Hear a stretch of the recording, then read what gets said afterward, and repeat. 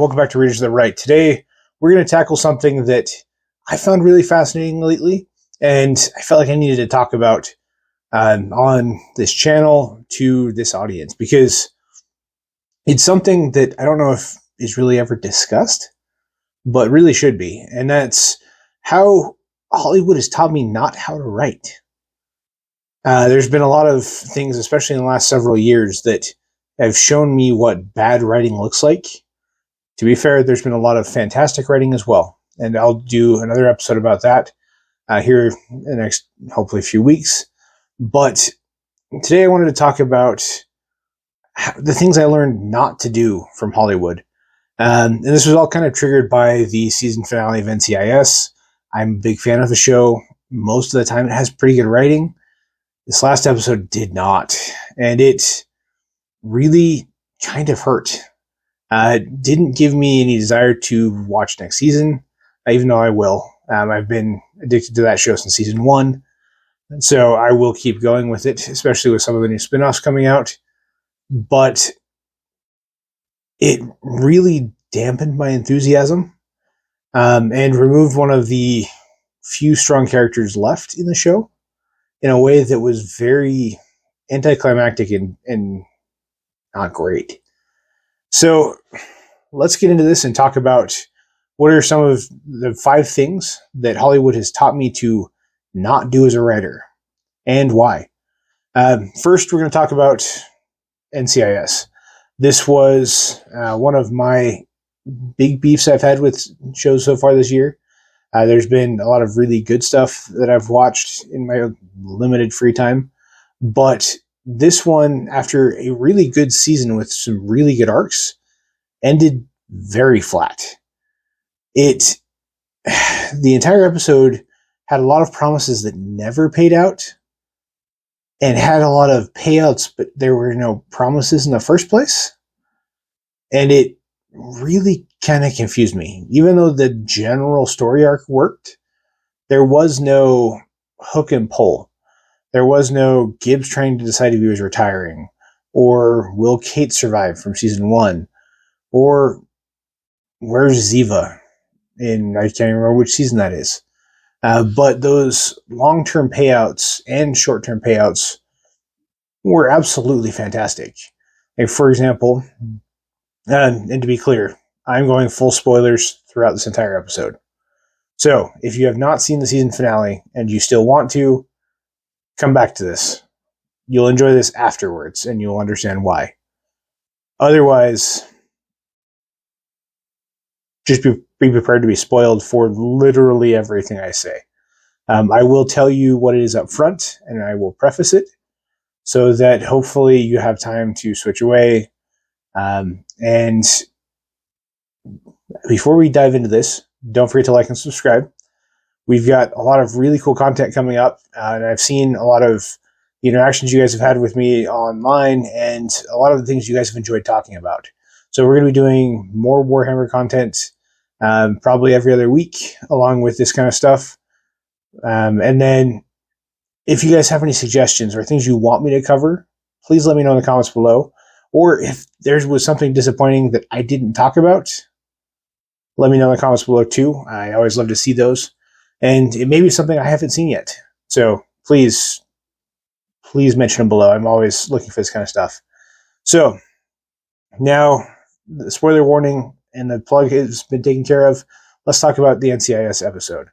So for multiple seasons now, we've seen the love story between Jessica Knight and Jimmy Palmer building and growing. And the one fully, I shouldn't say the one fully stable. There's 2 fully stable characters in NCIS currently. You have Timothy McGee and Jimmy Palmer. Jimmy Palmer has suffered a lot. Well, McGee has suffered, but not anywhere near as much. So Jimmy's kind of turned into everyone's favorite character to love, because he is a straight up good, nice guy who just is struggling. Every time things go right for him, it only lasts for a couple of years, and then it goes downhill. It goes downhill fast. And this is the case again. And they really didn't warn us about this.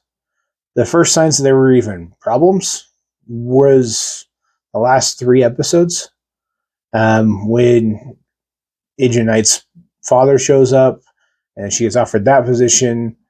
She chooses to turn it down to stay with him specifically, but she's offered another job at the beginning of this final episode. And this job seems like it's a job that she wants far more than the first job she'd been offered a couple episodes before, which is understandable, but it is on the other side of the country. And if we were talking to very single agents, sure, still plausible. It isn't a stretch, but Jimmy Palmer's not that way. He's a dad. He's a single dad. And him being able to fly across the country to see his girlfriend isn't going to happen. Between his job and his daughter, that dude's got no free time. And that is made pretty abundantly clear pretty early as this job offer is brought up for the first time. And of course, being television, they had to do it in the most awkward way possible, which is okay with me. I don't mind that. And that's kind of NCIS's MO. When they've got news to drop, they don't allow it to come out in a natural conversation. They just force the issue and move on. But this struggle for any type of depth to this conversation is ripped away constantly. The couple never has a chance to really talk about it. The one time they do talk about it, Jimmy follows terrible information and decides he wants to follow Torres' information to take the bro answer, which is a terrible plan, and ends up causing a rift between them. But in the end, they finally come back together after Jimmy rushes to save her in typical hero TV fashion. Saves her, they come together, they have a little bit of a conversation. Things look good. And it seems like everything's back to being happy. They're together. Their relationship is back to being more stable. And then, without ever actually discussing the job offer with Jimmy again, she makes the decision to take the job. While this whole story arc isn't terrible, they don't ever actually really indicate that she would choose the job over him. There's no hints. And I went back and watched the episode like 3 times just to be sure. There are 0 hints that she would prefer the job over him.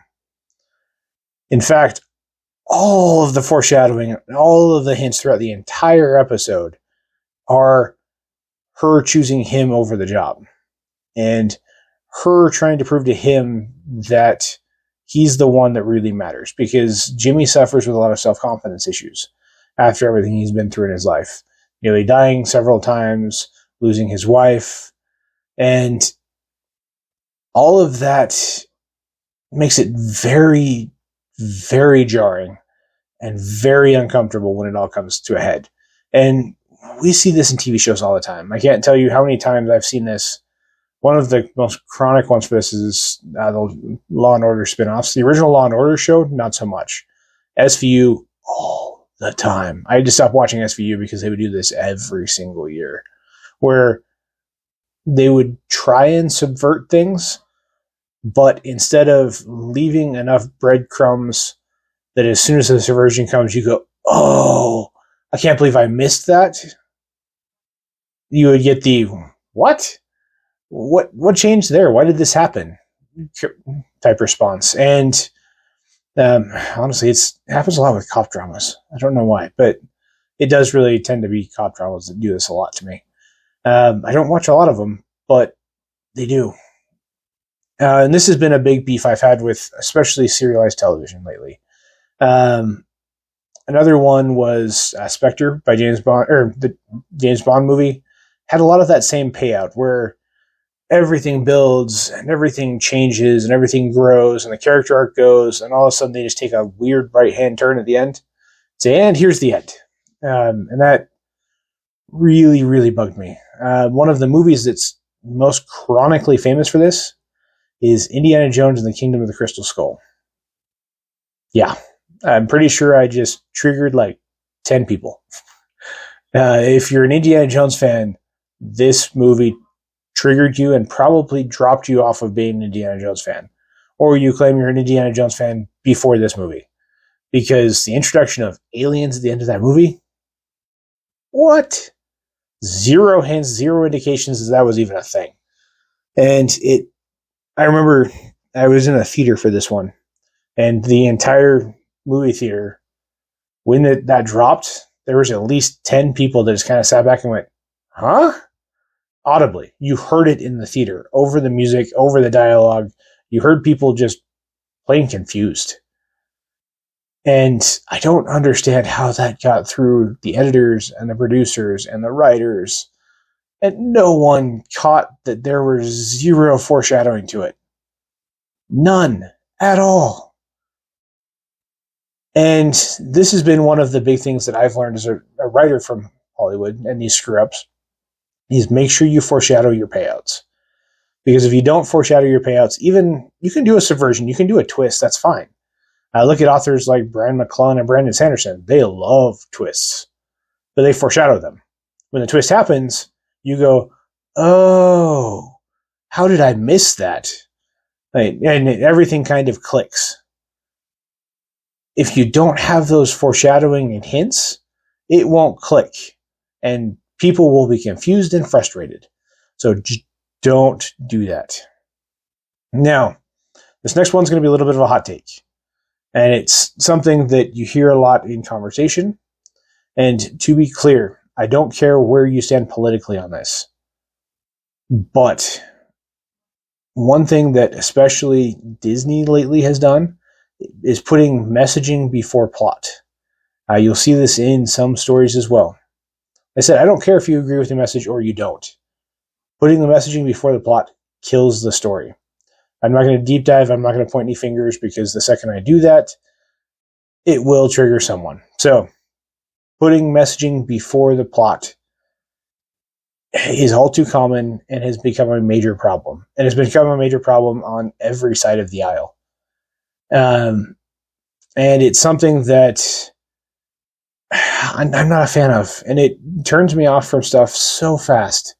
As soon as you start seeing the stereotypical tropes and plot points that interrupt the story or are the story, which is even worse, it ruins the potential that a story has to be gripping, because they're triggers. They're triggers for everybody. And the second those come up, my first thought is, oh, great. I'm going to have to spend the next 6 weeks on Twitter or on X or on Instagram or TikTok listening to people complain about this. I don't care which side of the aisle you're on. I don't want to hear the complaints. And the second your messaging is the story, I will hear complaints. Which is why half the time I will just drop it right there. I've dropped some very, very big movies and TV shows because of this. It's a massive frustration for me. And for a lot of people online that bring this up quite regularly. So next, let's move on to the next big hot point that I learned as an author from Hollywood. And that is sticking to basic stereotypes and tropes. There's a lot of basic tropes that are meant to be foundations, not actually the character traits themselves. Specifically, they're the ones I'm thinking of. There are the main tropes that you see, especially in romance, like enemies to lovers, shared spaces, the chosen one in fantasy. They are a skeleton structure, not the whole. One of the ones, honestly, one of the shows that drives me the most nuts on this is the show Blue Bloods. I know a lot of people love it, but holy cow. It is straight up stereotypical New Yorkers and cops. That is it. Any of the Chicago series on NBC is kind of the same way, where a lot of it is stereotypical. Like the entire character arc for several of the characters is straight up, he's a cop from Brooklyn. Thus, he is X, Y, and Z. Or she's the scrappy female cop from Brooklyn, which means all of her character traits are X, Y, and Z. That's all they are. And there are so many of them. Now, if you're writing a satire and you do this on purpose because it's a satire, sure, that's fine. I have zero problem with this. But, for example, if you read the Mission Earth books, they do this regularly. L. Ron Hubbard does this regularly on purpose to point out how stupid it is. That is fine. I have zero problem with that. Current show that I love that does this on purpose is a show called Crapopolis. It's an animated show that's on Fox, where it literally makes fun of all of the medieval and Greek tropes and traits and stereotypes on purpose. I am fine with that. Have fun with that. The Orville makes fun of the sci-fi the same way. Those are fine. I have no problem with it. It's when you do it in a serious fashion while not actually giving characters depth. It drives me nuts. Or even you do give them faux depth, where their depth is just a deeper version of the stereotype. And it's very, very frustrating. We've got 2 more to go, and we've got to get through this pretty fast. I don't want to make this video too long with my ranting. So, the next one is focusing on shock value for shock value's sake. This is slashers, and a lot of horror lately is shock value for shock value's sake. There's not a lot of point to what happens. And it's almost become predictable because they follow the same beats over and over again. And I know some people love that. There are people who enjoy that because of that. But you turn away a large chunk of your audience by having the shock for shock's sake. One of the first movies that I remember to do this was Jurassic Park. The newer ones, not the originals. They would have things get eaten and people die. Honestly, the new ones with Chris Pratt have some decent story, but there are large chunks of those movies that are just straight up shock value for shock value's sake. And there is zero point to the plot for some of the things that are happening. Like, the first one of the new ones that sticks out to me is there's a 5-minute scene of the market area is probably not the right word, but the plaza area being attacked by dinosaurs. Sure, I could see a 30-minute to a minute cutscene, but they spend like 5 minutes on it. And they even go through an entire montage of one of the giant sea dinosaurs leaping out and breaking out, which I know is part of the plot that is necessary. But they could have just done that part instead of having a bunch of people die on screen, instead of just having a flyby before the monster breaks, or before the big sea dinosaur breaks out, and it would have been fine. And it can be a major turnoff to a lot of people. I'm a Warhammer fan. I read Warhammer books. There's a lot of blood and gore there. I'm okay with it. That doesn't bother me. What bothers me is the wasted time and the wasted attempt to shock me, just purely to shock me. And this is something I've seen creeping into books more and more. Like I said, grimdark, sure, whatever, you expect it. That's just kind of how it is, because they have to display how dark the world is. And yeah, it's going to be shocking. It's going to be jarring. Okay. But you see this a lot in especially horror. Horror has gone from Mary Shelley's Frankenstein to slashers. That's why I don't read a lot of modern horror. I love Dracula. I love Frankenstein. And if it was in that vein, horror would probably be one of my main reads. But it's not. Most of the horror I try and pick up nowadays is just so bad. The plot could be summarized in 20 pages, and the rest of it is just shock value stuff. And it's really frustrating for me. And I know I've heard this from a lot of other people too. A lot of these actually came from my discussions with friends and family and colleagues in my day job. Now, this last one is probably the one that frustrates me the most. I know we started with talking about one that annoyed me enough to create a YouTube video. The other one annoys me enough that I will write angry comments on IMDb or Rotten Tomatoes or just complain about it on social media. And that is assuming your audience is ignorant. There are several movies. One of them, sometimes it turns into a meme, like the Titanic, where people didn't think that one through very well. Everybody knows which one I'm thinking of. There was room for more than one person on the door. Period. She could have saved him. She did not. And that pretending people wouldn't notice or not, to be fair, not seeing that in production is understandable. But the fact that the studio has gone on to try and explain it away publicly repeatedly put a sour taste in my mouth. There's others like 2012 that has a bunch of really weird physics in it that is clearly like you didn't pay attention in high school physics level weird physics. Stuff that just does not work. And then another one, just to quickly cover it, is Armageddon. Armageddon uses blatant soldier stereotypes that are not true and are often, frankly, insulting to a lot of veterans. And the few times it doesn't do that, it just does a bunch of stuff. It's one that thoroughly annoys me. And there are a lot of other ones, especially when it gets into historical dramas, where... Okay, I'm not going to go down that rant. It is a rant that is probably too hot for the internet. So let me know if you guys have any other things that annoy you guys in movies and films, or if you're a writer, what are some things that you learned not to do from watching movies? And don't forget to like and subscribe. We've got a lot of cool stuff coming, and I can't wait to talk to you guys later. Bye.